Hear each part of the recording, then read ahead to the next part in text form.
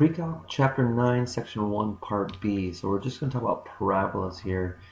And you've known parabolas for a while now where they are vertical. And we're now going to introduce parabolas that also can be horizontal. So for conic sections, you have both possibilities. And we're not going to talk about rotational conic sections where they're at some oblique angle. So we're going to stay vertical and horizontal here. So the parabola the locus for parabola is the set of all points xy equidistant from a line called the directrix and a point called the focus not on the line. So if I sketch a parabola here, all the points on this parabola are going to be equidistant from some line called the directrix and some point called the focus. So the distance from this point to the focus and then perpendicular to the directrix is going to be equivalent. The same thing here, the point to the focus and the point perpendicular to the directrix is going to be equivalent. So those two measures are the same, these two measures are the same. They can be different between points, but the directrix to the point xy and xy to the focus will be the same. So that's the locus for a parabola. The vertex is the same thing we've known it as. It's the midpoint between the directrix and the focus. It's that minimum max of our parabola. So we have two possibilities here. We have a vertical axis. This is for a parabola standard form with vertex HK. And we also have a horizontal axis. So the vertical axis is the typical one you've been using. I can see that because if you look in the formula here, it's x minus h squared. The other side doesn't have a square. So this is the one conic section we're going to deal with where you only have one of the two variables squared. The directrix here is y equals k minus p, where k is the shifting and p is part of the formula. It's part of the coefficient to the non-squared variable. So if we have some parabola as a vertical axis of symmetry, you have our vertex here, which is going to be HK, our horizontal and vertical shifting.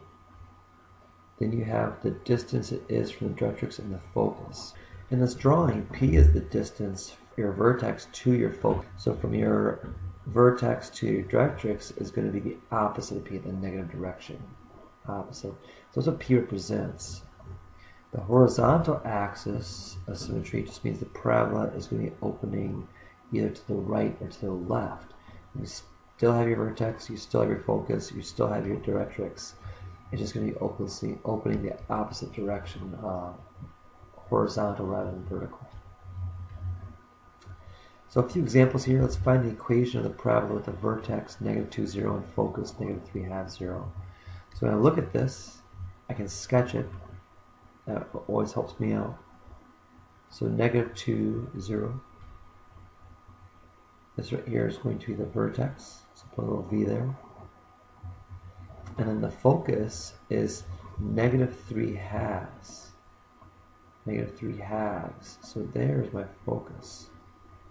So the parabola and the conics actually usually open from the vertex to the focus. So I know it's going to open that direction. So I know it's a horizontal parabola. So then I can go back and look at my formula sheet here for my horizontal axis. And I can then write down that I know it's going to be y minus k, the quantity squared, equals 4p times x minus h. Now my hk here is just going to be my vertex, which is the -2, 0. So I can plug those in. So now I have y squared equals 4p times x plus 2. The last thing is to get my p-value. My p-value, again, is the distance from my vertex to my focus. So from -2 to -3/2 is 1/2. So then y squared equals 4p times 1/2 is going to be 2. So there's the equation for the parabola. We can find the focus of a parabola here.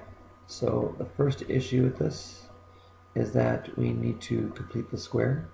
So I'm going to multiply both sides by a -6 to move to the opposite side. So I have this.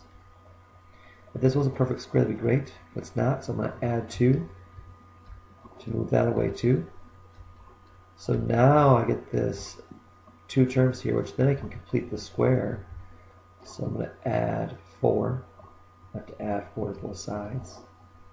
So we get -6y plus 6 equals, and I can factor this, x plus 2 in quantity squared. We need to have that quantity squared.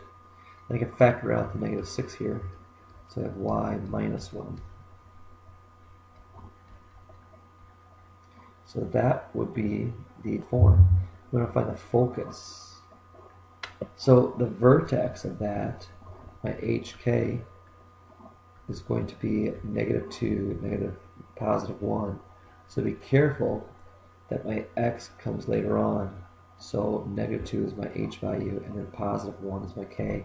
Again, they're opposites because they're both in parentheses, opposite of the same. And so that my p value is equal to, or 4p is equal to -6, because in the formula it's the 4p is what that's equal to. So p is -3/2. So if I want to find the focus, I'm going to apply my p value. So if we look at this, if we plot this, we graph it, we have an hk value, so -2, +1. That's where my vertex is. If I move downwards the p value, because it's a -3/2, so I'm going to go down 1.5. This is where my actual focus is going to be. So the distance from the vertex to the focus is p, because it's negative going downwards. So this parabola is actually opening downwards. And you could have seen it because our negative value here, if you distribute that, it would be like a -8 value, so it's opening downward. So our focus is down -3/2 from the vertex. So we're going to be subtracting the -3/2 from the y value. So our actual focus is going to have the same x value as our vertex. By subtracting -3/2, you get -1/2 for my y value. So there's the focus. So I'm going to stop it there. So it's a really short video on part B for 9.1 with the parabola. Have a good night.